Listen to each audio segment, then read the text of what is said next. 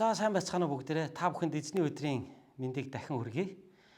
Өнөөдөр бүгдээрээ хамтдаа эзний үгэнд анхаарлаа хандуулцгаая. За бид нар сүүлийн 1 сарын турш буюу сүүлийн 4 бүтэн сая өдрийн туршид Давидын амьдралаар Бурхнаар Давидын бэлтгэгдэж байгаа бэлтгэлжилтийн талаар цуврал номлол хамтдаа үзэж байгаа билээ. За өнөөдөр бүгдээрээ дараах цувралын бас нэгэн сэдв рүү явж орцгоё.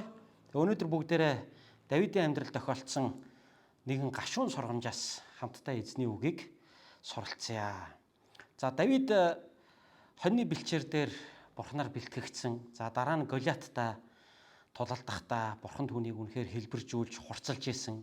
За дараа нь Саул хааны доор Давид маань үнэхэрийн дарангуй удирдагчийн доор Давидын хувьд амаргүй цаг үеийг бас тууснараа олон зүйлийг сурж байсан. За тэгээд дөрөвдүгüрт нь Давид бол Абигейл гэгч нэгэн мэрэгэн ухаантай бүсгүйтэй уулзснараа тэр эмэгтэйгээс амьдралд нь маш чухал үн цэнтэй мэрэгэн зөвлөгөөг авч байгаа. Ухаалаг зөвлөгөөг авч байгаа. За ингээд Давид олон зүйлийг сурж, ураг шахиж, эзний дуудсан дуудлагыг биелүүлсээр урагшаага явж байгаа түүний амьдралын гайхалтай баялаг түүхээс бид нар хамтдаа суралцж байна. За өнөөдөр Давид амьдралдаа нэг томоо гэгчийн алдаа гаргаж энэхүү алдаанаасаа болж гашуун сургамж авсан талаар бүгдээ хамтдаа үзье. За ингээ юуны өмнө номлол болгоныхоо эхэнд уншиж байгаа 2 дугаар Самуэль 22 дугаар бүлгийн 35 дугаар ишлэгийг бүгдээ хамтдаа уншийе. 2 дугаар Самуэль 22-ын 35 дугаар ишлэл. За ишлэл дээр хэлж байна тийм ээ. Тэр гарыг минь тулалдаанд бэлтгэдэг. Тиймээс гар шуу минь хүрэл номыг тахилгаж чаддаг. Бурхан Давидыг бэлтгэж байна. Тэр үнэхээр бэлтгэж исэн. Түүний гарыг хүрэл номыг тахилгаж чаддаг болтол нь Бурхан бэлтгэж байгаа. За ингэж бэлтгэхдээ Давидыг Бурхан амьдралын олон янзын бэлтгэлжилтээр оруулж байгаа. За өнөөдөр Давид гашуун сургамж өөртөө авж байгаа нэг юм бэлтгэлжилтийн хүндхэн хэсгийг Давид бол туулан гарч байгаа хэсгийг бүгдээ хамтдаа Библиэс суралцъя. За энэ хэсэг бол 2 дугаар Самуэль номын 11 дугаар бүлгийн 1-ээс 13 дугаар ишлэл байна. За мөн дараа нь бүгдээ дараагийн бүлэг болох 12 дугаар бүлгийнх нь 7-оос 10 дугаар ишлэл гэсэн энэ хэсгүүдээс бүгдээ хамтдаа уншнаа өнөөдөр. За би 2 дугаар Самуэль номын 11 дугаар бүлгийн 1-ээс 13 дугаар ишлэгийг та бүхэнд чангаар дуудаж өгье. Хавар цаг хаад дайнд морддог үеэр Давид Йоабыг төшмөд ба бүх Израилийн хамт илгээхэд тэд Аммоны хүүгүүдийг сүрүүлж Рабаг бүслэн авав. Давид харин Иерусалимд үлджээ. Тэгтэл нэгэн орой Давид орноосоо босож хааны өргөний дээвэр дээгүүр алхалж байгаад угаал үлдэж буй нэгэн эмэгтэйг дээвэр дээрээс харав. Тэр эмэгтэйн төрх ихэд үзэсгэлэнтэй ажээ. Давид хүн явуулж тэр эмэгтэйн тухай лавлан асуухад тэр хүн нь энэ хүн чинь хит хүн Уриягийн эхнэр Илиамын охин Батшеба биш үү гэв. Тэгээд Давид элч нарыг явуулж түүнийг авчруулсан бөгөөд тэр эмэгтэй түүн дээр ирэхэд Давид түүнтэй унтжээ. Тэр эмэгтэй бозрын цэвэршүүлэг хийсэн байв. Тэгээд тэрээр гэртээ харьлаа. Эмэгтэй жирэмсэн болоод Давид руу хүн явуулж би жирэмсэн боллоо гэж хэлүүлв. Тиймээс Давид Йоаб руу хүн явуулж хит хүн Урияг над руу ирүүл гэж хэлүүлв. Ийхүү Йоаб Урияг Давид руу явуулжээ. Урия түүн дээр ирэхэд Давид түүнээс Йоаб болон ард олны сайхан ба тулалдааны явцын талаар лавлан асуув. Тэгээд Давид Урияд гэртээ харж хөлөө угаах тун гэв. Урия хааны өргөнөөс гарч явсанд хаан түүний араас бэлэг илгээв. Гэвч Урия гэртээ харилгүй хааны өргөний үүдэнд эзнийхээ хамаг зарц нарын хамт унтжээ. Урия гэртээ хараагүй гэж Давидэд мэдэгдэхэд тэр Урияд чи аянаас ирээгүй гэж юу? Яагаад чи гэртээ харьсангүй вэ гэв. Урия Давидэд Бурхны авдар Израиль, Юда нар майханд орогнож миний эзэн Йоаб болон эзний минь зарц нар задгай талд хэвтэж байхад би гэртээ идэж уун эхнэртэйгээ унтахаар очих гэж юу? Таны амиар тангаргалъя. Би тийм зүйл огтхон ч хийхгүй гэв. Иймд Давид Урияд өнөөдөр бас энд үлдэх тун. Маргааш би чамайг явуулъя гэв. Ингээд Урия тэр өдөр болон дараа өдрөнч Иерусалимд байв. Давид Урияг урьж өөрийн өмнө идүүлж уулгасаар согтоожээ. Үдэш Урия гарч яван эзнийхээ зарц нартай хамт өөрийн дэвсгэр дээр унтав. Харин тэр гэртээ харьсангүй. Амен. За гашуун сургамжийг өгүүлж байгаа Бурхны үгийг бид нар өнөөдөр хамтдаа уншлаа. Давид маань бол үнэхээр агуу баатар ир мөн. Израилийн үнэхээр агуу хаан мөн. За гэвч Давид бол энэ удаа бол үнэхээр алдахын дээдээр алдж байгаа. Ийм түүхийг бид одоо хамтдаа өнөөдөр уншлаа. За энэ одоо алдсан түүний энэ одоо алдаа эндэгдэл дээр тулгуурлан Бурхан Давидын амьдралд бол гашуун одоо сургамжийг өгж байгааг бид одоо Библийн одоо энэ хэсэг бүлгүүдээс бид нар хамтдаа суралцаж мэдэж болноо. За Давид маань одоо анх хоньны бэлчээр дээрээс одоо эхлэн суралцаж одоо Бурхныг улам илүү амьдралдаа таньж мэдэн. Заавалмаар Голиатын өмнө одоо тулалдаж Голиатыг ялан дийлснээр Израильд бол одоо ямар агуу баатар ир болохоо харуулж.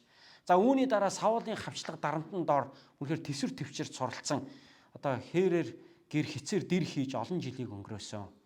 За ингэж явхдаа Абигейл гэдэг нэгэн бүсгүйтэй очирч тэр бүсгүйн одоо синхруулхийг Давид авснаар бол тухайн үедээ хийх гэжсэн маш одоо болчмгүй алхмасаа бас эргэж буцаж одоо буруу зүйлийг хийлгүй зөвийг үйлдэж Давид маань бол ингэж явсан.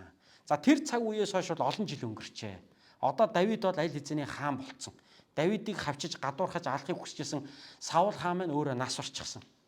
Тэгээд Давид бол одоо Израилийн хаан болсон. За Давид бол одоо үндсэндээ Хеброноос одоо Израилийг 7 жил хаанчилж мөн Иерусалимаас Израилийг бол одоо 33 жилийн турш нийтдээ 40 жил бол Израилийг ингэж гайхамшигтайгаар хаанчилсан ийм агуу хаан бай. За гэхдээ нөгөө зовлон дундаас гарч ирсэн. Нөгөө Бурхны хүчрхэг мотрын дор хүчрхэгжин Бурхнаар өрөөгдөн гарч ирсэн Давид хаан маань өнөөдөр одоо санаанд оромгүй нэгэн муухай зүйлийг өөрийнхөө амьдралд хийж байгааг бид хамтдаа уншлаа. За бидний уншсан багш ишлэлийн одоо эхний ишлэл дээр хэлж байна тийм ээ 11-ийн 1-р ишлэл дээр хавар цаг хаад дайнд морддог үеэр Давид Йоабыг түшмэд ба бүх Израилийн хамт илгээхэд тэд Аммоны хүүгүүдийг сүрүүлж Рабаг бүслэн авав. Давид харан Иерусалимд үлджээ гэж хэлсэн байна. За Давид бол үнэхээр томорсон байгаа нь бол одоо эндээс харагдаж байна. Өмнө нь бол одоо Давид Саул хааны гар доор үйлчилж явахдаа бол армаа өөрөө удирдаад, өөрөө толгоолоод, тулдаанд өөрөө ордог, өөрөө гардаг байлаа. Израилийн өмнө Давид бол одоо тэргүй игнэнд өөрөө тулалдан явдаг байлаа. За Саулаас зүхтаж явахдаа ч гэсэн ор хорон байхгүй, ооч хаяг байхгүй. Амьдрал үнэхээр бэрхтээ, тийм ээ, уул хадаар одоо амьдрч ингэж одоо оргодол босвол тийм ээ, ингэж явахдаа бол Давид бол одоо өөрөө бүх тулалдаанаа хийж ингэж явсан. За гэтэл одоо Давидын амьдралд бол нэгэнт сайхан амар жимэр цаг иржээ. Давид эрх мэдлийн оргил дээр очижээ. Давид бол одоо бүх талдаа ялалт байгуулжээ. Хаант засаг нь одоо түүний хувьд бол одоо бэхжиж батжжээ. Давид бол одоо Иерусалимд одоо сайхан ордонд амьдардаг болжээ. Давидын одоо амьдралыг бизнесээр ярих юм бол одоо тэр бол одоо том корпорац эзэн болсон. Доороо олон захирлуудтай болсон. Одоо өөрөө яваад юмаа хийхэ болоод хүн явуулж хүнээр одоо толдаанаа хийлэгдэг ийм цаг үе бол болжээ. Йоаб гэдэг нэр бол энэ дээр гарч ийн. Түрүүн Урия ч гэсэн Давидтай ярьж байхдаа энэ Йоабын тухай ярьж байсан. Энэ Йоаб бол одоо Давидын үеэл дүүн байгаа. Давидын эгчийнх хүүхэд байгаа. Энэ Йоаб. За Йоаб бол бас одоо дайчин одоо баатар ир байсан. Тийм учраас Давидын одоо хаант засгийн үед бол энэ Йоаб Давидын одоо хамаг дайчдыг хариуцдаг одоо батлан хамгаалах юмных нь баг сайд гээд одоогийнхоор бол хилчгэд болохоор тийм одоо агуу одоо баатар ир байлаа. За Йоабд өөрийнхөө одоо бүх цэргийг даатахад Йоабыг одоо дайн тулаандаа илгээдэг болсон. За Давид бол одоо өөрөө ард хоцордог, одоо хойно үлддэг ийм болсон. За эндээс харах юм бол Давид ямар их хүчрхэгдсэн байна. Тэр ямар их одоо бүх тал дээр одоо амжилтыг олсон байна вэ гэдгийг нь бол харагдаж байна. За яг амьдралын ийм нэг үе дээр нэг үгээр хэлбэл одоо хамгийн сайхан цаг үе дээр л Давид амьдарч байна л та. Энэ үедээ Давид бол асар том сорилтонд орсон. Тэр сорилтонд бол унлаа. За юу болов гэхээр нэгэн орой Давид одоо нойрны хүрээгүй юу яасан тийм ээ орноосоо босоод одоо ордныхоо дээвэр дээр алхаж явхдаа гэрийнхээ одоо хашаан дотор усанд орж байгаа нэгэн бүсгүйг одоо олж харсан. За тэр бүсгүйн одоо төрх байдал бол үнэнхүү одоо үзэгсэлтэй эмэгтэй байсан. За энэ эмэгтэйг Давид хараад одоо үнэхээр одоо зүр сэтгэл дотор бол өдөөгдөж соригдсон. За тэгээд энэ эмэгтэй рүү өөрийнхөө зарц нарын заримыг явуулсан. За мэдээж цөөхөн 2-3 зарцаар явуулсан байлгүй дээ бодвол.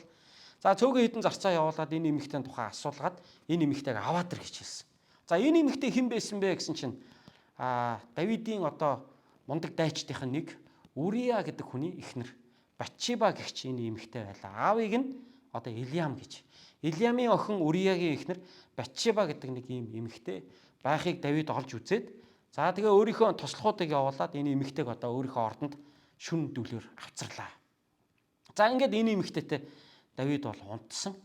Өөрөөр хэлбэл Давид бол нөхөртөө хүнтэй одоо явуултлаа, завхаарлаа гэж энэ дээр бол одоо хэлж болохоор одоо байдал үүслээ. За ингээд энэ хоёрын хооронд харилцаа үүссэн. Хэр урт удаан хугацаанд энэ харилцаа үргэлжилсэнийг бол мэдэхгүй. За ямар ч тач Батшиба одоо бузраас цэвэршүүлэх одоо зүйл хийснийхаа дараа эн чинь тодорхой хугацаа өнгөрсөн гэсэн утгатай. За хийснийхаа дараа гэртээ харьсан. За ингээд гэртээ харьсны дараа бол энэ Батшиба бол өөрийгөө Давидаас жирэмсэн болсноо мэдчихэж байгаа. За тэгэхээр айран бол одоо дайнд яваад тулалдаж байна. Дайн бол 1-2 өдрийн дотор болцдог зүйл биш. Нэг 7 юм уу 2-7 хоног болцдог зүйл биш. Энэ дайн бол одоо урт удаан хугацаанд магадгүй хэдэн сараар үргэлжилсэн. Тийм учраас энэ Батшиба Давид хоёрын хооронд бол харилцаа бол бас нэлээд гүн гүнзгий, нэлээд юм одоо өрнсөн гэдэг нь бол тодорхой. Тэгжээж одоо Батшиба бол жирэмсэн болсон байна л да. Ингээд Батшиба жирэмсэн болсон гэдгээ Давидэд дуулгасан. За ингээд Давид маань одоо нөхрөөс нь үйлцсэн хэрэгээ одоо нуух шаардлагатай болсон. За тэр үед бол одоо нөгөө ураг хөндөх өнтер гэсэн юм бол мэдээж байгаагүй. Тийм учраас бол одоо нэгэн одоо эмэгтэй хүн жирэмсэн болсон бол одоо төрнө угаасаа. За тэгээ нөхрөн дайнаас ирэхэд эхнэрийн жирэмсэн байж ах юм бол ойлгомжтой Батшиба бол эр нөхрийнхөө өмнө үнэнч бос байсан гэдэг нь бол батлагдана. За ингээд Батшиба Урия хоёр харин одоо өөрсдөө хүүхэдтэй байсан хэсэг нь бол тодорхойгүй байдаг. Магадгүй хүүхэдгүй байсан баха. Энэ хоёр бол хоорондоо хүүхэдгүй байсан байх магадлалтай. Гэрлээд одоо энэ хоёр бас хэр удаан хугацаанд бас амьдэрсэн хосууд байсныг бол бас сайн мэдэхгүй. За ямар ч тач одоо удаан хугацаанд бол Урия гэртээ байгаагүй. За эргээд ирэхэд нь эхнэрийн жирэмсэн болсон байх юм бол энэ бол одоо хинт ч ойлгомжтой асуудал. За гэтэл хаан нь одоо өөрийг нь эзгүүчлээд эхнэртэй нь одоо ингээд ямар нэгэн байдлаар одоо харилцаа үүсгээд явцсан байгаа нь бол ингээд илчлэгдэх байсан. За ийм учраас Давид одоо Батшибагаас одоо Батшиба болон одоо өөрийнхөө хооронд одоо үүссэн энэ асуудлыг нөхрөөс нь буюу Уриягаас нуухын тулд одоо Уриаг дээдлийн одоо жанжин болох Йоабд нь захиа очиад дуудаж одоо Дайны фронтоос арагш нь дуудаж авчирч байгаа. За ингээд Давид Уриаг дуудуулаад за Уриаг ингээд ирэхээр нь одоо гэртээ харьж хөлөө байгаа хэсэг зур амар гэж. За тэгээ мэдээж тэр чинь одоо Дайны үйл явц ямар болж байгаа мэдээл сонсох гэж дуудсан хүн шиг өөртөө нь ярилцсан шүү дээ. Хоолунд идүүлж уулгаад бэлэгсэлт өгөөд за чи сайн тооллоо өстой мундаг дайчин байна. Би чамааг одоо бас юу гэдгийг те хэд хоногийн чөлөөгөөр одоо шагнаж байна. Чи гэртээ харь их нартайгаа сайхан цагийг өнгөрөө. За тэгээ сайхан амраад тэгээд одоо эргээд одоо хүч чадал олж аваад буцаад одоо фронт руугаа яваараа гэд одоо Урияг гэрт нь хариулж байна. Гэтэл нөгөө Урия маань гэртээ харьж их нартайгаа унтсангүй. Харин хааны ордны үүдэнд өөрийн одоо хамт ирсэн цэргүүдтэйгээ хамт одоо хонсон байна. За энэ тухай Давид сонсоод Давидд бол мэдгдсэн Урия гэртээ харьж хоноогүй. За Урия маань бол одоо энэ цэргүүдтэйгээ хамт хонлоо гэж. Тэгээ маргааш нөгөө Давид ч н одоо улмал сандарч байгаа. За Давидын нөхцөл байдлыг бол та нар ойлгож байгаа бах. Гэмт хүн гэлбэлзэн гихчил юм болж байгаа. Буруу юм хийцэн. Одоо хийсэн буруу зүйлээ одоо нуухын тулд Урияг их нэртэй нь одоо хонуулаад дараа нь одоо Урия буцаж яваад дайнаа дуусгаад эргээд ирэхэд эхнэрийн жирэмсэн байх юм бол өөрийнхөө хүүхдээ гэж бодох нь биш үү энэ чинь. Ингэж л одоо аргалж зохицуулах санаатаагаар Давид Урияг бол одоо гэртэн дуудаж байгаа байхгүй юу. За гэтэл Урияг одоо гэртээ харьж эхнэртэйгээ унтсангүй. За ингээд Давид маргааш нь дахиад Урияг дуудаа чи яагаад гэртээ хараагүй юм бэ? Явд сайхан амар те одоо юу гэдгийг. За тэгээ зөндөө идүүлж уулгаа бүр согтоогоод гэрлүү нь явуулж байгаа байхгүй юу. За одоо согтун хүн чи яах вэ? Мэдээж гэртээ хараад их нартайгаа унтчил таараа гэд. Ингэж бодоод одоо бүр согттол нь арх уулгаад идүүлж уулгаад одоо юу гэдгийг найр наадам хийгээд ингээ Урияг одоо ордноос гаргаа явуулсан чинь Урия дахиад гэртээ очиж хоноогүй. За Урия үүндээ ямар тайлбар тавьж байгаа юм бэ гэхээр Бурхны аавдар Израиль, Юда нар майханд оргинож миний эзэн Йоаб гэдэг нь одоо өөрийнхөө дээд жанжин Йоабыг хэлж штэ. Болон эзний минь зарцнаар задгай талд хөвтөж байхад би гэртээ идэж уун их нэртэйгээ унтахаар очих гэж юу? Таны амиар тангаргалыг одоо хаандаа хэлж штэ. Би тийм зүйл огтхон ч хийхгүй гэвэ гэж. Тэгэхээр үнэхээр юм үнэнч дайчин үнэхэрийн одоо юм сайн ир байсан байна гэдэг нь бол эндээс харагдаж байна те. Миний хүмүүсийн тулдааны талбар дээр амь өрсөн одоо тулдаж шархадж те гэр орондооч ирж чадахгүй амарч чадахгүй ийм байхад би яаж одоо юу ч болоогүй зүг зүгээр гэртээ хараад эхнэрийнхээ халуун өвөрт одоо ингээд жаргаад би хөвтөж чадах үлээ. Тийм болохоор надаас ийм зүйл одоо хол байг. Би таны аймаар тангаргалаа гэд бүр Давидд өөрт нь те таны өөрийн чинь аймаар би тангаргалаа. Ийм зүйл надаас хол байг гэж хэлж байгаа байхгүй. Тэгэхээр маш ийм үнэнч, маш ийм одоо зүтгэлтэй. Үнэхэрийн одоо Давидыг бол өөрийнхөө удирдагчаа гэж хүндэлдэг. Ийм л одоо агуу дайчин байна л да энэ Урия гэдэг бол. Энэ 2 дугаар Самуэль номын сүүлийн бүлгүүдийг унших юм бол Давидын одоо 30 баатар ирийн тухай ярьдаг. За энэ 30 баатар ирийн тоонд бол энэ Урия бол албаасаар орж явдаг.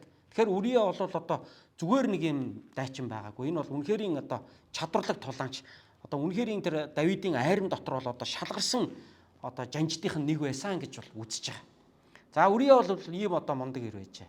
За ингээд Давид Урияг одоо аргалаад гэрт нь авчиад эхнэртэй нунтуулаад ингээд өөрийнхөө хийсэн хэргийг нуугаад ингээ өнгөрөөё гэж бодтол бүтсэнгүй. За ингээ Урия одоо буцаад дайны фронт руугаа явлаа. За одоо Давид цааш нь үргэлжлүүлээд унших юм бол одоо бүр муухай зүйлийг бол Давид үргэлжлүүлэн хийж байгаа. Нөгөө гаргасан алдагаа гимээ нуухын тулд одоо Уриягийн дээд талын жанжин болох Йовд одоо захиа очиж байна. За ямар захиа очисан бэ гэхээр тулдаанд орох үедээ Урияг одоо галын шугам дээр ганцаар ингээ нүлтээгээрэй гэж. Ингээд захиа очиж өгөө явуулсан. За энийг бол Урия мэдээж мэдэхгүй байгаа. За Йовд энэ даалгаврыг өгсөн. За ингээ Йовд тэрийг нь хэрэгжүүлж байгаа. Дайны талбар дээр яг Амончуудтай эд одоо тулдчих үедээ одоо цэргүүд нь Урияг ганцаарнгийн дайсны дунд үлдээгээд гинт уурчиж байгаа. Ингэн гут нөгөө Урия чинь тэр чинь тийм төлөвлөгөө байхгүй байгаа хүн чинь яг ганцаараа дайснуудынхаа дунд үлдээд тэдэртээ одоо хатгалдан тололдоод одоо хідэн талаас элдэн цавчуулж ингээ сичүүлж Урия бол маш харамсалтайгаар амиа алдчих. Тэгэхээр ямар дайчин баатар байсан бэ гэдэг нь одоо бид эндээс бол харж чадчихна л та. За ингэж Давид өөрийнхөө одоо жанжны эсрэг өөрт нь үнэнчээр үйлчилж яваа хүнийхээ ар нураараа нь одоо хутга шаасан. Дээр нь эхнэрийг нь одоо ингэж өөртөө уруулж авсан. Ийм одоо муухай хэргийг Давид хаан маань хийлээ. Давид хаан маань бурханд ямар тааламжтай явж ялаа. Ямар бурхны одоо таалал ивэл нэгүслийг хүртсэн юм гайхалтай удирдагч байлаа. Давид хаан маань одоо ямар одоо мундаг ийм одоо зовлон дундуур ингэж гитэлж гарч ирсэн бэлээ. Тэгэхэд одоо ингээ бүх юм чигдрээд одоо бүх амжилтын оргил дээр гарсныхаа дараа одоо хүн гэдэг амтан ямар сул дорой байдаг юм бэ? Ямар амархан бардан болдго юм бэ? Ямар амархан ямар байснаа одоо мартаж одоо өөрийн одоо хань нөхрийн одоо эсрэг ийм хорон зүйлийг одоо хийж байна вэ? Ингээд харах юм бол үнэхээр Давидаас одоо гарамгүй муухай үйлдэл бол гарсныг бол бид эндээс уншлаа. За ингээд Давид асуудлыг бол зохицууллаа л гэж өөрөө бол дотроо бодож байгаа. За ингээд Урияг бол алуулсан. Одоо Урия бол буцаж ирэхгүй. За буцаж ирэхгүй учраас Батшеба эвгүй байдалд орохгүй. За Батшебаг бол бүр одоо өөрийн эхнэр болгож авч байгаа. Энэ үеэс эхлээд. Ингээд Давидын хувьд бол одоо нэг үгээр хэлбэл санаа амарч яах гэж хэлж болно л доо. За энэ бүгдийн дунд Батшеба одоо ямар бодолтой байсан бэ? Батшебагийн сэтгэл зүй ямар байсан бэ? Гэдг нь бол ерөөсөө энэ хэсгээр бол огт гардаггүй. За энэ эмэгтэйг бол анх Давид ингээд зарснараараа дамжуулаад дуудаад авчирсан. Тэгээд энэ эмэгтэйтэй унтсан. За тэгээд энэ эмэгтэй бузраас цэвэршүүлэгдээд гэртээ харьсан. За дараа нь энэ эмэгтэй жирэмсэн босноо мэдсэн Давидэд энэ тухайга дуулгасан. Өөрийнх нь нөхөр нас орсонд энэ эмэгтэй ямар сэтгэлтэй байсан бэ? Мэдэхгүй. Анх Давид түүнийг дуудаад одоо авчрахад энэ эмэгтэй юу бодож исэн бэ? Магадгүй нэг орой хааны одоо элч хурж ирээд хаан чамааг ордондоо дуудаж яана гэхэд одоо нөхөрт маань ямар нэгэн муу юм болсон болов? Юу болсон болоо? За хаан надаа нэг ярих юм дуулгах мэдээ байгаа юм байна да гэдэл сандраал одоо хааны өмнө очисон байх л да. Гэтэл одоо нөхөрт нь бол юуж тохиолдоогүй нөхөр нь сайн байгаа. Харин ч баг сайхан ирээ явсан. Тийм ээ.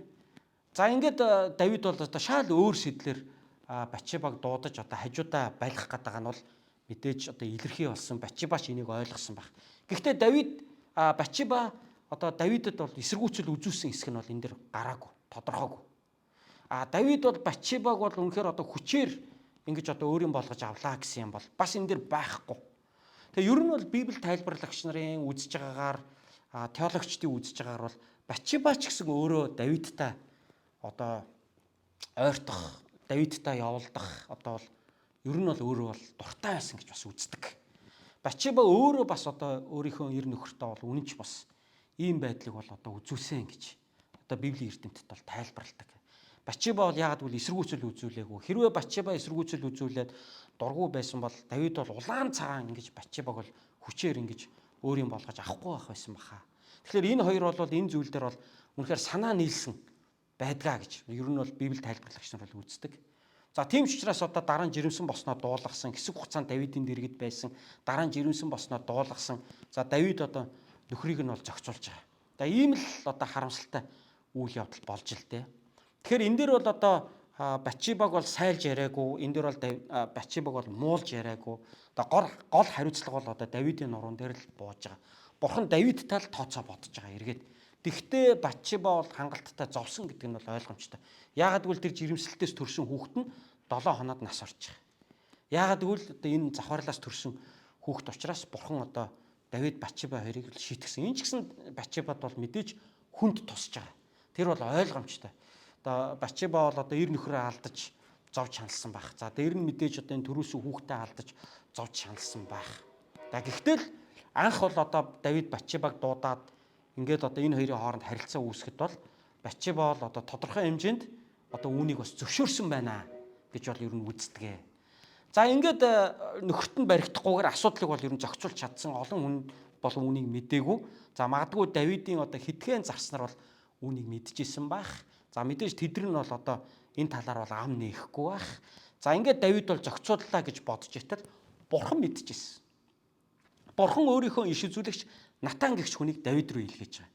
За энэ Натан гэдэг хүн бол одоо Давидын хаанчлалын үед Давидэд Бурханы үгийг дамжуулж Бурханы үгийг зааж сургадаг байсан ийм одоо гайхалтай мундаг иш үзүүлэгч байсан.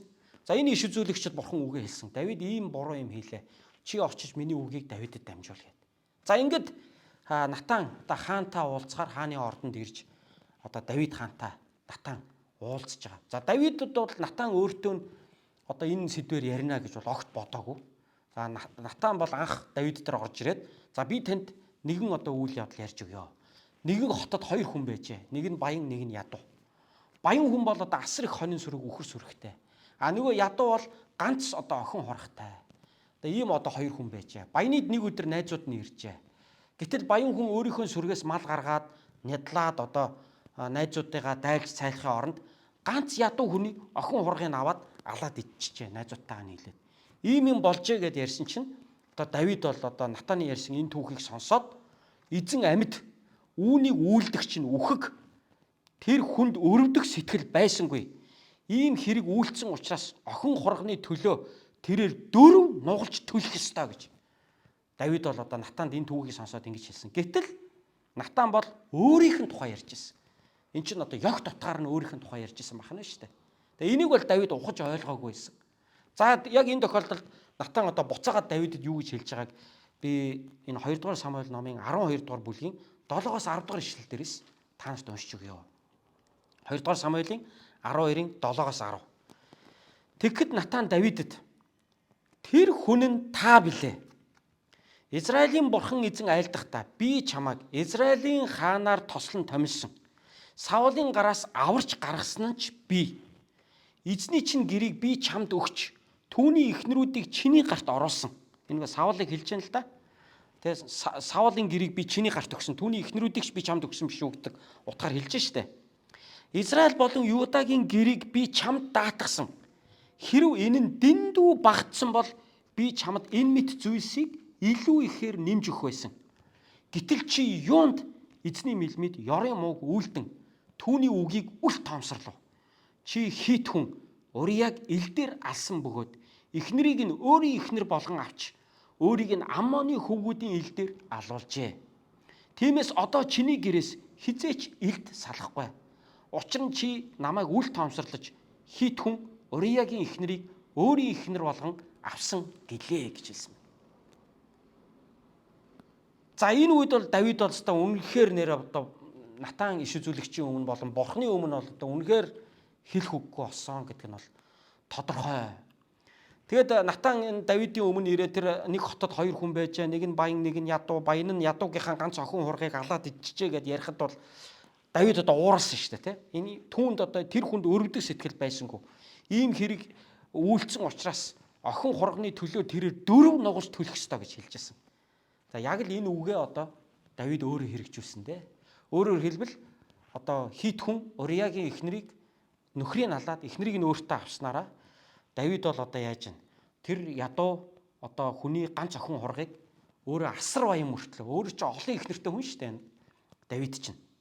Тэгэд одоо ганц охин хургыг ингэж өөртөө авч эзнийг нь алж ингэснээрээ Давид бол өөрөө буцаагаад одоо дараагийн дараагийн амьдралын он жилүүддээ ёстой жинхэнэ 4 нугалж өөрөө төлөх болсон ба. Тэгээ энэ одоо шийтгэлийг Бурхан Давидэд өгсөн. Тийм учраас Давид бол энэ үйл явдлаас бол үнэхээр гашуун сургамж авсан гэдэг нь бол тодорхой. Бурхан Давидыг бол уучлсан. Давидыг Бурхан алаагүй. Давидыг амьд үлдээсэн, хаант улсыг нь түүний гарт үлдээсэн, түүний засаглал хэвээрээ байсан, батбаг хэвээрээ байсан. Давид бол одоо үхэн үхтлээ одоо Бурханаар бол мэдээж өрөөгдсөн. Гэхдээ Давид бол амьдралдаа үнэхээр маш том алдаа гаргасан. Энэ алдааныхаа горыг Давид бол үнэхээр одоо голдоо ортол өөртөө амссан. Ингэж Бурханы өмнө одоо буруу зүйл хийгээд Бурханы мутраар Давид бол одоо аимшигтайгаар сахилгажуулагдсан. Дараа нь Давидын өөрийнх нь амьдралд одоо юу болоо гэсэн чинь тийм ээ. Давид ч их олон их нэртэй байсан шүү дээ. Давид ч одоо хамгийн анх Саул хааны охин Михаилтай анх гэрэлжээлээ. За тэгээд Давид одоо Саулаас зүхтаад явж байхад нь Саул одоо өөрийнхөө охиныг Давидаас салгаж аваад өөр хүнд ихнэр болгоод өгсөн байдгийн анхны ихнэр нь. За үүний дараа бид нар нөгөө өнгөрсөн бүтэн сая өдөр хамтдаа суралцж байсан Абигейлтэй одоо учирч одоо Абигейлийг ихнэрээ олгож авсан байдаг. За ингээ Михаил Абигейл хоёроос гадна Давид Ахином гэд нэг Израиль эмэгтэйтэй гэрэлжсэн. Мака гэд Гишүүрийн хаан Тамлайн охин Мака гэгч одоо эмэгтэйг ихнэрээ олгож авч ирсэн. Хагит, Абитал, Эгла гэд ингээд ярих юм бол 6-7 одоо ихнэртэй хүн байсан баг. Давид бол маш олон үр хүүхэдтэй, олон хөвгүүд охтын эцэг болсон ийм хүн байсан баг. Тэгээ мэдээж Давидын ихнэрүүд бол дандаа үзэсгэлэнтэй эмэгтэйчүүд байсан гэдэг нь ойлгомжтой. Давид бол хаан. Давид бол одоо хэмжээгүй их мэдлийг эдэлж байгаа. Энэ үе бол одоо хаант засаглалын үе шүү дээ энэ чинь. Одоогийн дэлхий шиг ийм хүмүүнлэг ийм одоо нийгэм тогтсон ийм үе бол байгаагүй. Тэр үед бол одоо хэн хүчтэй навдаг, хэн хүчтэй нь ялдаг ийм л одоо цаг үед одоо Давид бол амьдарч ирсэн. За тэр ч утгаараа Давид бол одоо Бурханаар өрөөгдөж олон ч дайн тулаанд ялж олон ч одоо зовлон бэрхшээлийн дундуур Давид бол одоо хаг яран гарч ирсэн. За тэрнийхээ хэрээрч Давид бол одоо олон баялагийг бол өөртөө авсан. Олон одоо үзэсгэлэнтэй эмэгтэйчүүдээр өөрийгөө хүрээлүүлсэн. Олон ч их нэртэй байсан. Тэгээ зөвхөн ихнэрүүд нь гэхэд л ингээл 6 7 8 хүн байна. Дээр нь одоо өмнөх хаан Саулынх нь одоо эмс огтн гэл одоо өөр юм болголоо. Түрүү Натан иш үзүүлэгч хэлсэн шүү дээ. Тэгээ эзний чинь гэрийг би чамд өгч түүний ихнэрүүдийг чиний гарт оруулсан биш үү гэж хэлсэн шүү дээ. Ингээд аваад үзэхээр Саулын ихнэрүүд ч хүртэл Давидын гарт орсон байна. За энэ хүмүүсээс ийм эмэгтэйчүүдээс гадна Давид одоо маш олон татвар эмэгтэйчүүд байсан. Татвар эмэгтэйчүүд гэдэг чинь зарц шивгчин эмэгтэй хүсвэл тэдэнтэйгээ одоо Давид бол одоо бас л одоо эр эмийн харилцаанд ордог. Ийм л одоо эмэгтэйчүүд чинь татвар эмэгтэй гэж нэрлэдэг байгаа шүү дээ. Албан ёсны эхнэр нь биш. Албан ёсны эхнэр нь бол одоо сая би нэрлэлээ шүү дээ. Энэ 6 7 хүн байсан. Дээр нь Давидэд Саулын эхнэрүүд байсан. Дээр нь Давидэд маш олон татвар эмэгтэйчүүд байсан. Эдгээр бол мэдээж дандаа одоо тэр үндэстний сор болсон охтууд л байгаа шүү дээ. Хамгийн одоо үзэсгэлэнтэй охтуудыг л Давид бол мэдээж одоо сонгож авч байгаа шүү дээ. Тэгэхээр хүний хүсэл тачаал гэдэг ямар ханад цаддаг юм бэ? Хүний энэ нүд гэдэг ингээ харснараа ханддаг юм байна. Хүний энэ чих гэдэг сонсноороо дүүрдэг юм байна. Хүний сэтгэл гэдэг бол одоо ингээ эдэлснээрээ бас ингээ ханддаг юм байна гэдгийг бид Давидын түүхээс харж болж байна. Тийм ч учраас Бурхан одоо иш үзүүлэгч Натанаар дамжуулан өгөөдөж хэлж штэ. Тэ? Би эзний чинь гэрийг чамд өгч түүний ихнэрүүдийг чиний гарт оруулсан. Израилийн хаанаар би чамайг тосолсон. Тэгээ Саулын гараас би чамайг аварсан. Израиль Юдагийн гэрийг би чамд даатгсан. Хэрв энэ нь чамд дэндүү багтсан бол би чамд энэ мэд зүйлсийг нэмж өгөхөөр байлаа гэж хэлж байгаа шүү дээ бүр. Нэмж өгөхөөр байлаа гэж хэлж байгаа байхгүй. Тий. Тэгэхээр Бурхан үнэхээр Давидд бол харамлаагүй өгж जैन л да. За тэгэхээр та бүхэн бас гайхчихж магадгүй. Гэхдээ бид орчин үед чинь ингэж олон их нэртэй байж болохгүй зү. Ер нь Библи олон их нэртэй байхыг эсэргүүцдэг бидтэй. Гэхдээ тэгээ яагаад энэ Бурханы хүн Давид ийм олон их нэртэй байсан юм? За энэ үеийн нийгмийн байгууллага бол өөр байсан гэдгийг ойлгоорой.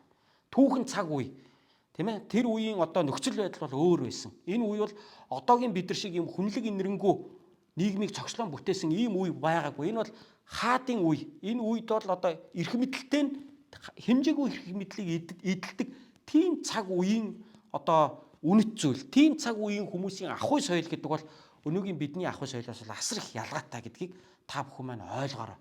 Тэгэхээр ийм цаг үед ч гэсэн бурхан одоо хүнийг бас ивэж өрөөж тэр амьдрал донд нь ч гэсэн бурхан одоо хүнийг ингээл ивэж өрөөж өөрийнхөө одоо гайхалтай ажлуудыг хийж ижилтэй. Тэгээ ийм нэг гайхалтай ивэл өрөөлөөр өрөөгдсөн Давид маань тийм ээ одоо ханаж чадахгүй. Тэгээ нөхөртөө эмэгтэй ингэж одоо бүр өөрийн болгож авч байгаа. Дээр нь бүр нөхрийг алж байгаа. Тэгээ тэр нөхөр нь одоо нөгөө өмнөх бүтэн сайн өдөр үтсэн Абигелийн нөхөр шиг Набал шиг тийм өөдгөө амтан байсан уу? Үгүй. Бүр сайн хүн байгаад байгаа. Бүр өөрийнх нь жанжин байгаад байгаа. Өөрийнх нь бүр гард орох тослох нь байгаад байгаа байхгүй бүр. Набалыг алаагүй штэ. Набалыг алаагүй, эхнэрийг нь аваагүй, гэрт нь буцаага явуулж исэн. Нөгөө Давидын сэтгэл одоо хаана байна?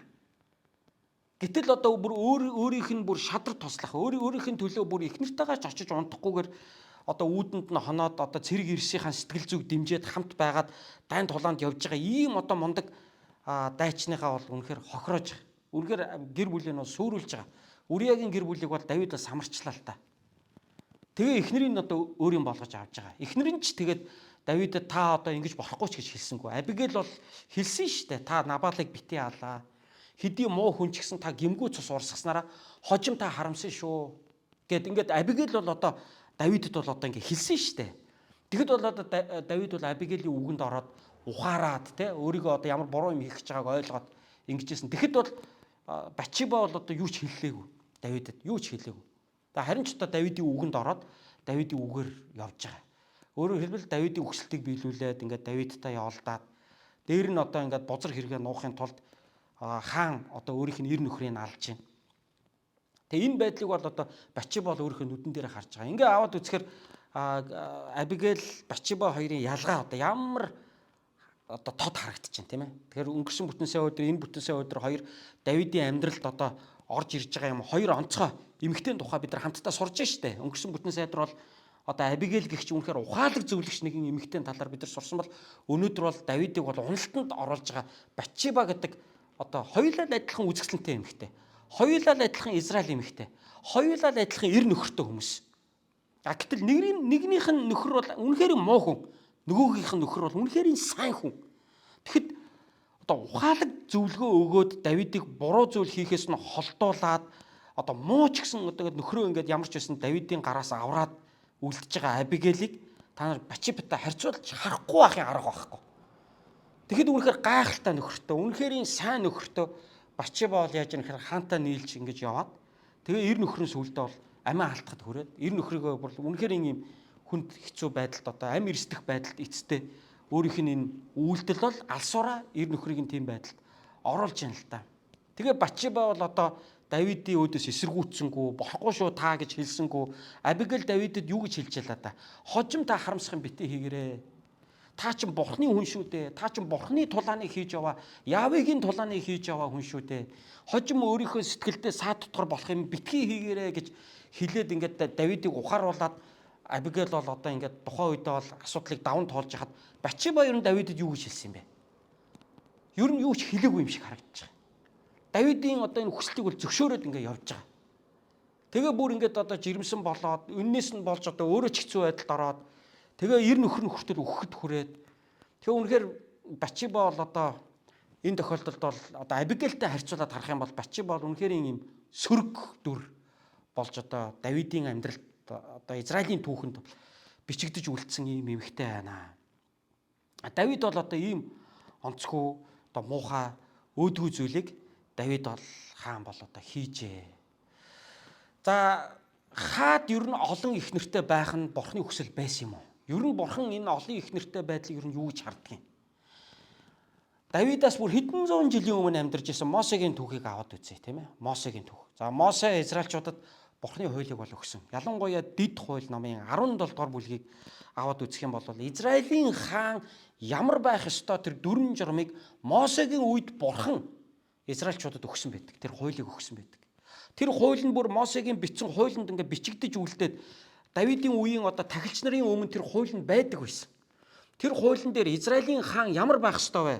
Израилийн хаан дараах 3 зүйлийг хийж болохгүй гэж одоо Мосегийн бичсэн хуулинд Мосегаар дамжуулан Бурхны өгсөн хуулинд одоо байдаг. Нэг нь Израилийн хаан бол адуу үржүүлж болохгүй. Яг гэвэл тэр үеийн хамгийн шилдэг адуу бол Египтэд байсан. Тийм учраас адуу үржүүлэх нэрийдлэр ард түмэн Египт рүү явах юм. Яг гэвэл Египтийн боочлол 430 жил болсон ард түмэн буцаад Египт рүү явж болохгүй шүү. Энэ бизнесээр дамжуулаад Египтийн одоо эргээд Египтийн болох эрсдэл байгаа шүү. Тийм учраас хаан хүн адуу үржүүлж болохгүй. Хоёрдугаарт хаан хүн олон ихнэр авч болохгүй. Ингэвэл зүрх нь уруу татагдана гэж хэлсэн байдаг. Гуравдугаарт хаан хүн алт мөнгө арвижуулж болохгүй гэж хэлсэн байдаг. Хаан хүн алт мөнгө арвижуулаад авах юм бол бүгд л хаан болохыг хүснэ. Хаан болох юм бол баяждсан байна л гэж ойлгоно. Тийм учраас хүн болгон хаан болох гэж одоо хаан болохын төлөө алалцах байсан. Яг л манай сонгуул шиг. Орчин үеийн энэ дэлхийн сонгуул шиг. Тийм ээ, сонгуульд нэр дэвшээд дээшээ гарч чадах юм бол, эрх мэдэлээр гарч чадах юм бол би сайхан амьдрна, би илүү ихийг олно, би өөрийнхөө мөнгийг илүү арвижуулна гэж ингэж хүмүүс бодно. Тийм учраас хаан хүн бол адуу үржүүлж болохгүй, олон ихнэр авч болохгүй, хоёрдугаарт, гуравдугаарт нь алт мөнгө арвижуулж болохгүй гэж одоо Мосегийн хуулинд бол хааны тухай зааж өгсөн байдаг. Гэтэл Давид бол одоо яаж вэ? Олон ихнэр авсан байна. Олон ихнэр дээрээ нэмээд бүр хүний ихнэрийг хүчээр авч байна. Тийм ээ? Өөрөөр хэлбэл одоо нөхрийг нь алж агаад ихнэрийг одоо бүр ингээд өөрийн болгоод авчлаа штэ энэ чинь. Үнэхээр ийм одоо өөдгөө зүйлийг хийж байна. Гэтэл Мосегийн одоо өгсөн тэр Дэд хууль номын 17 дугаар бүлэг дээр хаан хүн энэ 3 зүйлийг хийж болохгүй. Харин хаан хүн нэг зүйлийг хийх ёстой гэж яг энэ хийж болохгүй 3 зүйлийн араас залгуулад одоо ярьдаг. Тэр нь юу вэ гэвэл хаан хүн бол тахилч нарын өмнө байгаа хуулийн энэ номыг өөртөө хуулан бичиж аваад амьдралынхаа туршид түүнийг унших ёстой гэж хэлсэн байдаг. Гэтэл Давид үүнийг хийгээгүйсэн. Давид тэр орой одоо нойр нь хөрөхгүй босоод ордныхоо дээвэр дээр тэр нүцгэн эмхтэй хараад явж байхынхаа оронд Библи хуулж бичиж сууж явах хэрэгтэй байсан. Библи унших хэрэгтэй байсан. Яагаад хаан хүнд ийм одоо заавар захиасыг бурхан Мөсегээр дамжуулаад Мосегаар дамжуулаад Давидаас бүр тэр олон зуун жилийн өмнө өгсөн байваа. Яагаад гэвэл дараах 4 шалтгаан байна гэж тайлбарлаж байгаа. Нэгдүгürt бурханы зарилыг сахин биелүүлэхийн тулд хаан хүн. Нэгдүгürt. Хоёрдугаарт эзэн бурханаасаа эмээхийг сурахын тулд. Гуравдугаарт хаан хүн зүрх нь ах トゥ нараасаа дээгүүр өргөгдөхгүй тулд гэж хэлж байгаа. Давидын зүрх бол одоо аль хэзээний ах トゥ нараасаа дээгүүр өргөгдсөн ба шүү дээ.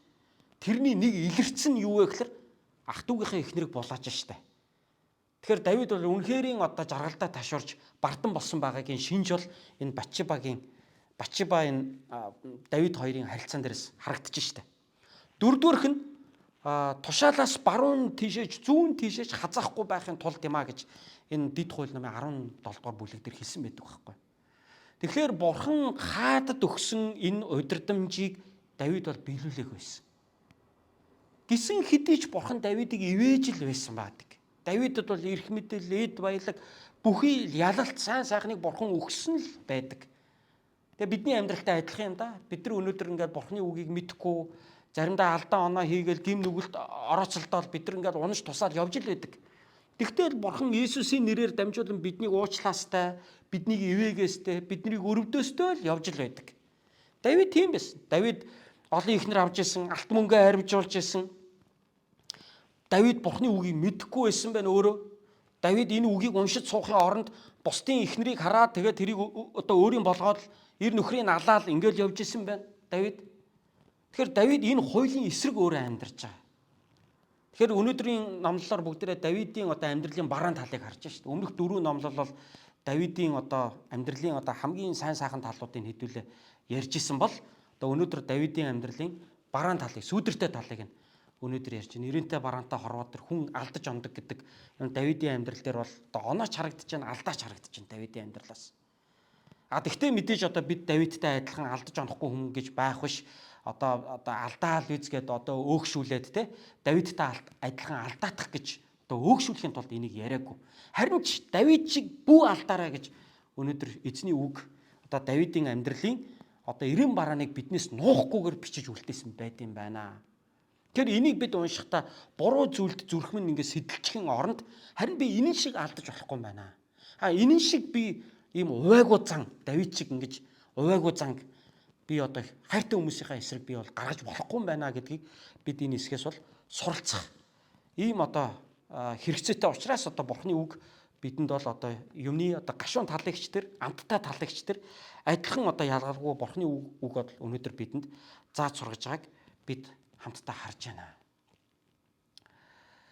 Ах トゥ усээ бид ч гэсэн адилхан Давидтай адилхан энэ хорвоодоор Бурхны ивэл ирүүлэг аваад амьдарч байгаа хүмүүс мөн. Тэгэхээр бид ч гэсэн Давидын адил энэ алдаа оноог бид нар гаргаж болохгүй юм байна. Тийм ээ. Давид хаан үнэхэрийн одоо Бурхнаар өргөдөд агуу гайхамшигтай хаан маань ингэж явж хагаад тэгээ нэг л өдөр Батшеба гэдэг энэ эмэгтэйг хараад тэгээ энэ эмэгтэйг одоо өөрийн болгож бүр мөсөн өөрийн болгож авахын тулд хийсэн одоо алдаа хэрэгээ одоо нуухын тулд эр нөхрийг нь хүртэл алаад нэг гэр бүлийг бүр баахгүй болгож хаяад ингээд одоо Давид бол эцэстээ өөрөө эргээд Бурхнаар шийтгэгдэж Бурхнаар сахилгажуулагдсан байт юм байна. Давидын амьдралаас чи одоо өөрийнхөө энэ хит хүн Урияг илдээр алсан учраас чиний амьдралд чиний гэр бүлээс цаашдаа илд салахгүй гэж хэлсэн. Натан одоо ингэж иш үзүүлсэн. Яг л энэ үг Давидын амьдралд биелсэн байдаг. Хожим одоо ихнэхтэй нэг хүн одоо их ондоотоо өөр нэг охин дүүгээ хүчинтсэн байгаа. Тэ Амнон гэдэг залуу Абсалом Тамар гэдэг дүүгээ хүчинтсэн ба хоёулаа Давидын хүүхэд одоо их ондоотол юм л да. Тэгээд одоо Тамарын одоо ихнэхтэй ах Абсалом нь одоо дүү охиныхоо өшөөг аваад энэ Амноныг алж байгаа. За ингээ Абсалом одоо эцгийнхээ эсрэг тэр үеэс хойш одоо тэрслэн босож эцгийнхээ эсрэг бослого дэгдээж хаан тусыг голоор нь хоёр хувааж Давидыг бол одоо асар их зовоосон байдаг. Давид бол энэ Абсалом гэдэг энэ хүүгээс олж маш их зовсон байдаг. Энэ одоо хүүхдүүд нь бие бинийгээ хүчинтэж байна. Дээр нь бие бинийгээ алж байна. Бие биенийхээ цусыг урсгаж байна. Энэ гэрээс үнэхээр илт салахгүй байгаа. Энэ үг тэгж биелсэн. Дараа нь Абсалом одоо эцгийнхээ эсрэг бослого гаргаад эцэгтэйгээ дайтаж байгаа. Төрсөн хүүн эргээд одоо дайсан нь Давидтай тулдаг байхад хүүн одоо эцгийнхээ эсрэг босоод хаан тусыг голоор нь хоёр хуваагаад эцгийнхээ хаан ширэг булааж авахар тулалдаж байгаа. Давид энэ үед бүр одоо хөл нүцгэн одоо Иерусалимаас гараад бүр уйлаад одоо уулын билээр алхаж исэн байдаг штэ. Давид бол одоо үнэхээр зовсон. Тэгээд Абсалом хүүн эцгийнхээ эсрэг тулалдаж аваад Давидын одоо Йоаб гэдэг жанжинд бол одоо цээж руугаа болоод нэгт жадлуулж өгсөн байдаг. Ингээд нөгөө бослог гаргасан хүүн эцэстээ өгч байгаа. Хүүгийнхаа өгснийг сонсоод Давидын сэтгэл зүрх бол үнэхээр урагдаж дуусч байгаа. Боддоо тий. Тэгээд энэ Абсалом хүүн эцгийнхээ эсрэг одоо бослог гаргаад Иерусалимыг эзэлж аваад Давид өөрөө Иерусалимаас цухтаагаад бүр ийм юм болж байгаа. Ингээд Иерусалимыг эзэлж авахдаа Давидын хүү энэ Абсалом эцгийнхээ татвар эмгтээчүүдтэй бүгдээрнтэй төмний нүдэн дээр гэрэлт нарны дор гэгэн цагаан өдөр гэдэг шиг тийм ээ. Гэгэн цагаан өдөр ордны дээвэр дээр майхан засж хагаад бүх одоо эхнэрүүдтэй энэ татвар одоо эмгтээчүүдтэй Абсалом эцгийнхээ штэ.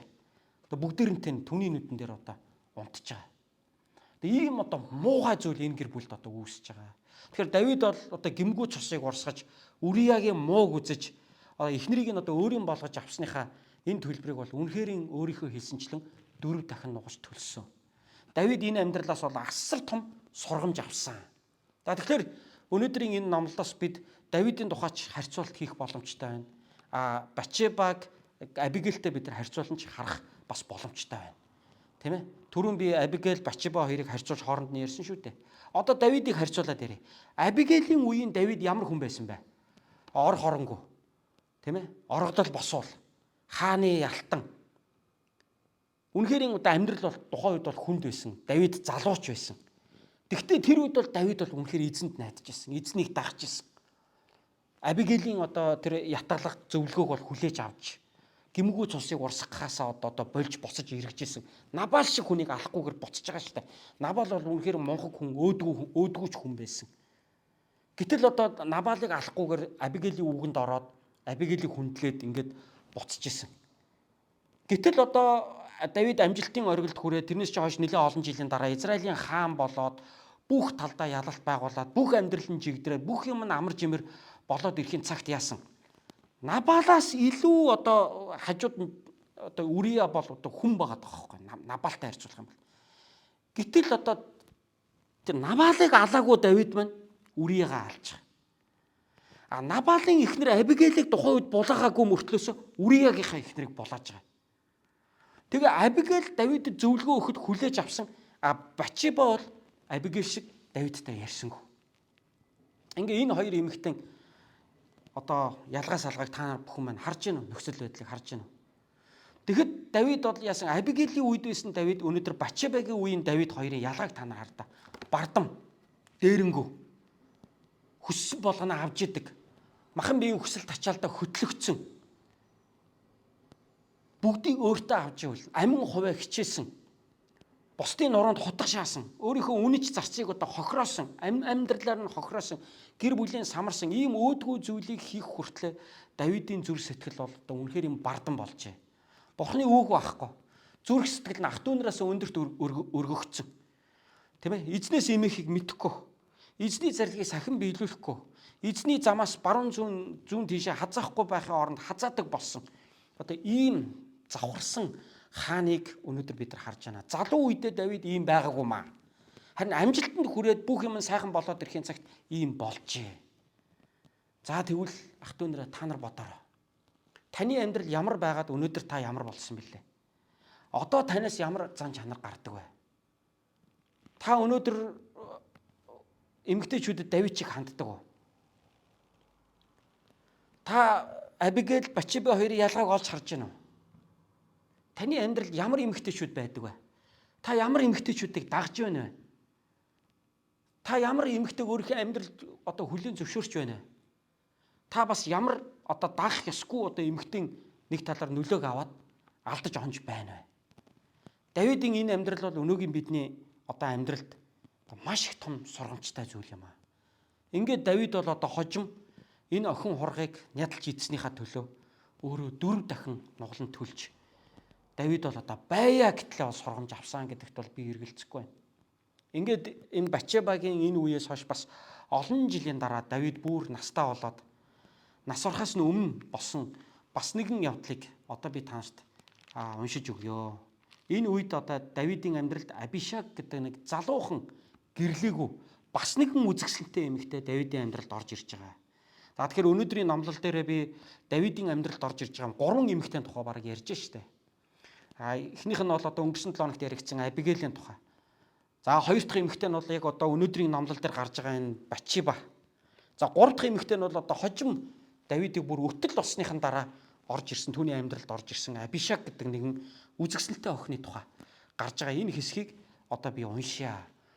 Бурхнаар шийтгүүлээд, бурхнаар сахилгажуулгадаад хугарч нугарсан Давид ямар болж төлөвшөж одоо өөрчлөгдсөн байгааг бид нар одоо энэ Абишагт хандж байгаа Давидын хандлагаас олж харж чадах юм аа.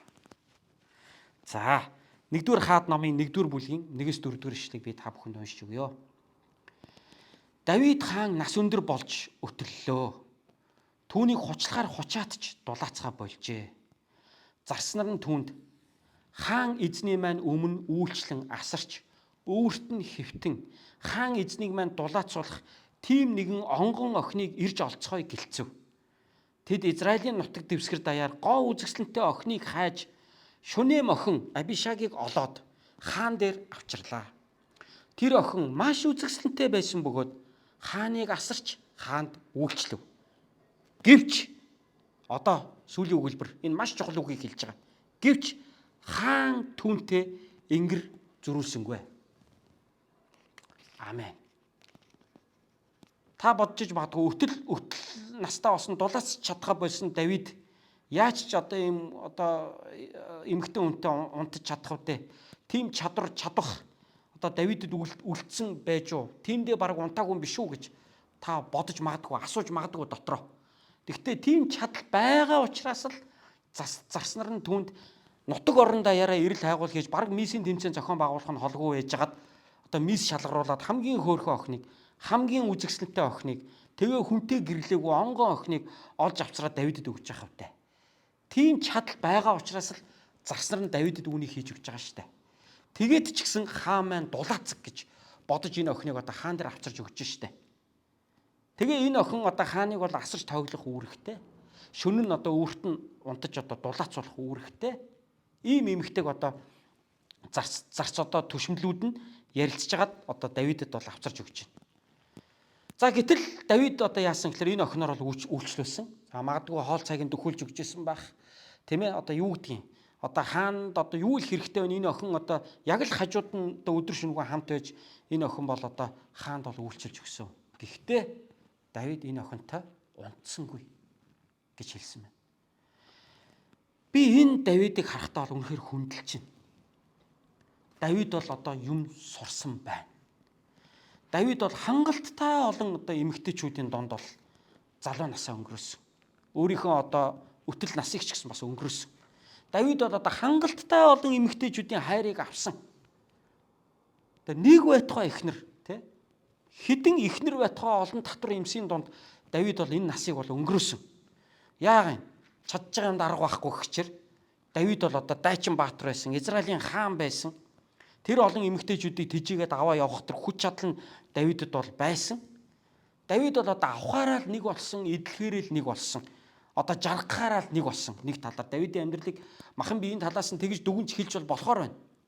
За одоо өтөл болсныхаа дараа Давид хаан одоо хүнжил дотроо дулаацч чадхаа байсныхаа дараа ч гэсэн энэ Абишагийг одоо шунан одоо өөртөө авч болох л байж. Гэтэл Давид тэгсэнгүй. Нөгөө Бачибад шунжсэн Давид өнөөдөр тэр Давид биш болсон байна. Яагаад? Давид Бурханаар сургагджээ. Өөрөөр хэлбэл Давид махан биеийн хүсэл тачаал гэдэг зүйл тухайн үедээ жаргал өгдөгч хожим эргээд ямар их гай зовлон болж амьдралд нь буцаж ирдэг вэ гэдгийг Давид голдоо ортол суржээ. Абишагийг Давид одоо өртлөөд унтлаа гэхэд бол буруутах юм байхгүй. Яагаад гэвэл энэ эмэгтэй чинь нөхөргүй. Гэрлээгүй эмэгтэй. Тэгээд ч одоо Давидын зарц түшмэл ярьж агаад одоо баг зарлж агаад тийм ээ. Одоо улс төр орон даяараа одоо хамгийн үзэсгэлэнтэй охиныг ирж хайгаад албан ёсоор аваад ирж байгаа. Баг эн чинь одоо албан ёсны Давидын сүүлчийн эхнэр юм биш үү? Одоо хамгийн сүүлчийн 9 дахь эхнэр Бачибаг одоо 8 дахь эхнэр нь байсан гэж үзэх юм бол одоо албан ёсны 9 дахь эхнэр нь энэ Абишаг болж байгаа юм биш үү? Эсвэл эхнэр нь биш юм ахад татвар эмсийн тоонд нь орж байгаа юм биш үү энэ Абишаг? Давид энэ эмэгтэйтэй унтахад одоо хинч түүнийг буруутгахгүй байх байсан. Яагаад гэвэл энэ эмэгтэй чинь нөхөргүй. Нөгөө Бачибатай унтчаад нөхрийг нь алах шаардлага гарч исэн шиг Абишагтай унтсан тохиолдолд Давид энэ одоо нүглээ нуугаад хэн нэгнийг одоо алах шаардлага бол байхгүй. Давид бол Абишагтай бол одоо бүрэн одоо унтаж хөвтөх одоо боломж бол байгаа. Гэхдээ Давид унтсангүй. Яагаад? Давид энэ эмэгтэй ирээдүйг бодсон гэж би бодож байна. Давид бол өөрөө одоо нэг манай монголчуудын ярьдгаар хөгшин хоньны насгүй болсон хүн шүү дээ. Цаг зуурын одоо нэг удаа өөрийгөө дулаацуулахын тулд, нэг хоёр удаа дулаацуулахын тулд, нэг хэсэг хугацаанд нэг өөрийгөө дулаацуулахын тулд энэ охиныг ашиглаад өнгөрч болно. Гэхдээ энэ охин үлдээд амьдрын шүү дээ. Давид энэ охины ирээдүйг бодсон гэж би итгэж байна. Давид ингэж бодох одоо чадaltaй болсон гэж би бодож байна. Давид энэ хэмжээнд одоо төлөвшөж, энэ хэмжээнд Бурханаар сургагджээ гэж би харж байна. Зөвхөн өөрийнхөө тухайн үеийн жаргалын төлөө Абишагийн одоо ирээдүйг бол балалж болохгүй гэдгийг Давид бол ойлгож ирсэн байна. Үзэсгэлэнтэй хөөрхөн эмэгтэй Давидын дэргэд байж өдөр шөнөгүй одоо юу гэдгийг өөрт нь үйлчлээд хоол цагийн дөхүүлж өгөөд одоо яадаг юм босод цуугт нь оруулж гаргаад хажууд нь хамт байхаа. Энэ эмэгтэйг Давид харахтаа энэ эмэгтэйтэй унтаж болох байсан ч гэсэн Давид энэ эмэгтэйг хараад одоо унтах биш.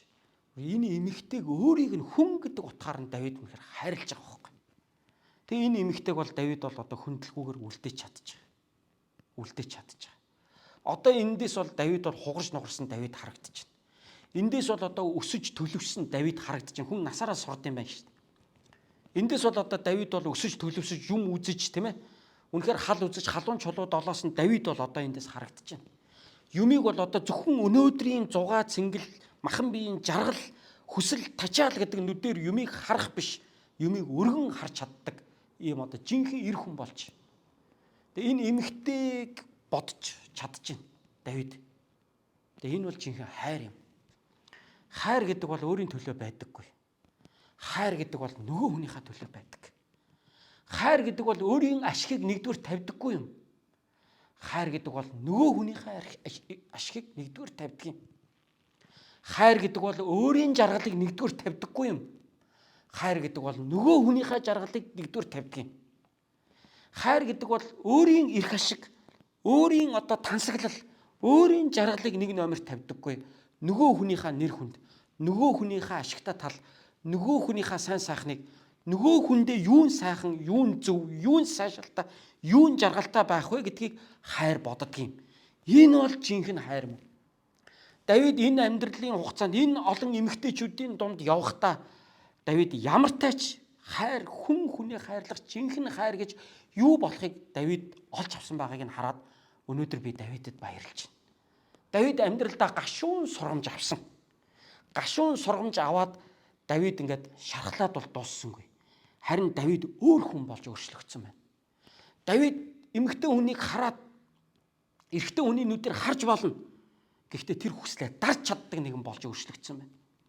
Тэр хүнийг үнэхээр хайрлж чаддаг, тэр хүний ирээдүйг бодож чаддаг хүн болж Давид өөрчлөгдөж. Нас барахаасаа ч өмнө өтөл осны хойноо ч гэсэн нэг ч гэсэн эмэгтэйг хэвээр нь үлдээгээд, нэг ч гэсэн эмэгтэйн ирээдүйн төлөө сайн хөрөнгө оруулалт хийж өгөөд Давид явъя гэдгээ Давид бол ухаарах хэмжээний ийм эр хүн, ийм хаан болж өөрчлөгдөжээ. Энэ гашуун сургамжаас Давид сурах юмаа сурч чаджээ.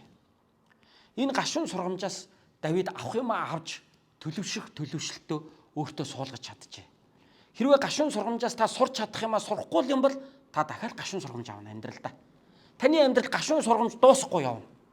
Харин Давид эндээс голдоо ортол сурсан учраас Давид насныхаа эцэст амар жимэр болоод манай Монголын нөгөө үлгэр дээр ингээд 80 жилийн найр хийж, 60 жилийн жаргал хийж, хутга тавилгүй мах идэж, хундаг тавилгүй юу ууж гэдэг үлээ тийм ээ. Ингээд оосор бүчгүй гэр орондоо тийм ээ. Амар сайхандаа жаргажээ гэж хэлдэг шиг Давидын амьдрал бол үнэхээр амар сайхандаа жаргаад дууссан л да. Тэм ч учраас Давид бол дунд нь алдсан, онсон, унаж боссон, сурах юмаа сурсан, мэдэх юмаа мэдсэн, ойлгох юмаа ойлгосон, ухаарах юмаа ухаарсан, гимших гимшлээ хийсэн.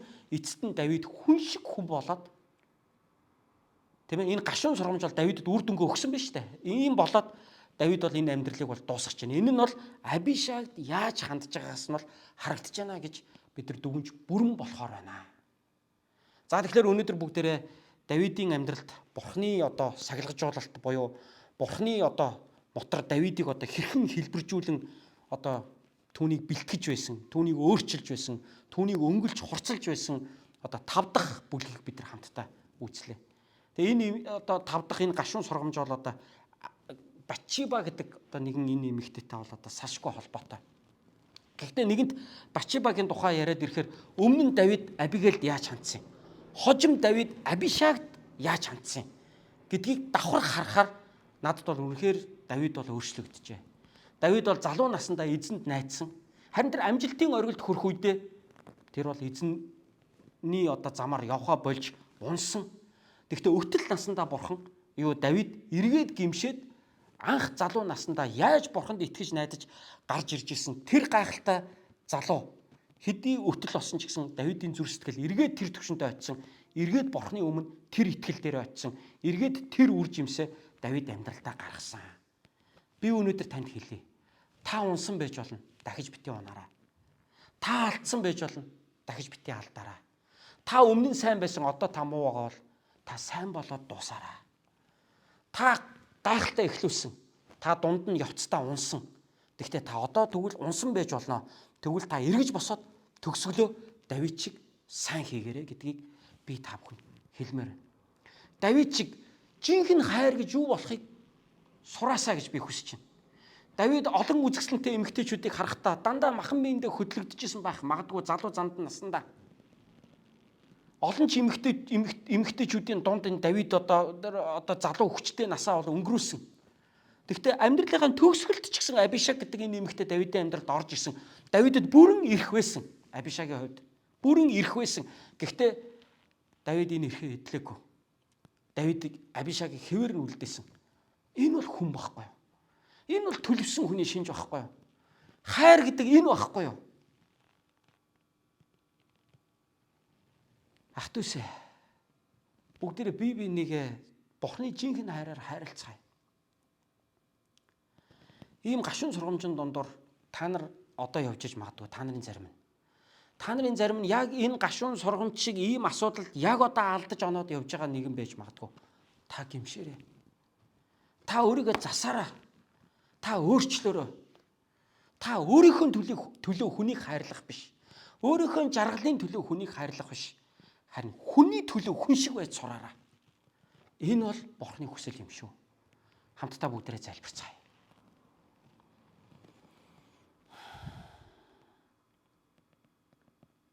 Агуу гайхамшигтай Бурхан эцэг минь. Таны хүсэл төлөвлөгөө бол агуу төгс төгөлдөр. Та Давидын амьдралаар дамжуулан бидэнд та зааж сургасаар л байна. Энэ амьдралдаа Давид шиг, Батшиба шиг алдаж онж явхад минь та Есүс Христийн сайн мэдээгээр дамжуулан бидэнд өршөөл, уучлал, аврал, дахин сэргэх зам байгаа гэдгийг, боломж байгаа гэдгийг бидэнд харуулж, илчилж өгсөн Бурхан Аава танд баярлалаа. Таны хүү бидний аврагч эзэн бидний нүглийн төлөө загалмай цовдлогдсоноос хойш үхлийг яаж дахин амьсан Есүс Христийн төлөө талархаж байна. Учир нь бидэнд найдвар байгаа билээ. Учир нь бид амьдралдаа яаж ч алдаж онсон бай. Та бидэнд итгэл найдвар өгдөг. Та бидэнд боломжийг олгодог Бурхан. Тийм ээ. Би өнгөрсөн амьдралдаа таныг мэдхгүйгээр үйлцэн нүгэл дотроо живж тэр нүглээсээ болж олон зовлонгоор, түмэн зовлонгоор бид өөрсдийнхөө амьдралыг сүлбсэн байсан. Гэсэн ч өнөөдөр та Есүсийн дотор намайг угааж, намайг цэвэрлэн, надад эргээд сургамж өгөөд, намайг төлөвшүүлж, намайг жинхэнэ өөрийнхөө дагалдагч болгон, жинхэнэ Бурхны хүн болгон биднийг сургаж байгаа тандаа баярлалаа. Өнөөдөр та бид бүгдийг энд байгаа бүхий л ахын дүүснийг юм та ивэгээч. Өнөөдөр энэ номлолтой хамт байгаа. Яг энэ зовлон, энэ сорилтын дундор туулан гарч байгаа ахын дүүсийг минь та бас ивэгээч. Та зааж сургаач, та бидэнд сануулаач. Зогсох ёстой бол та биднийг зогсоогооч, ухаарах ёстой бол биднийг ухааруулаач. Өөрчлөх ёстой бол өөрчлөгдөхөд минь та туслаач гэж танаас залбирч байна. Баярлалаа Бурхан Аава. Бүх алдрыг танд өргөн бидний аврагч эзэн Есүс Христийн нэрээр залбирanгуйлаа. Аамен.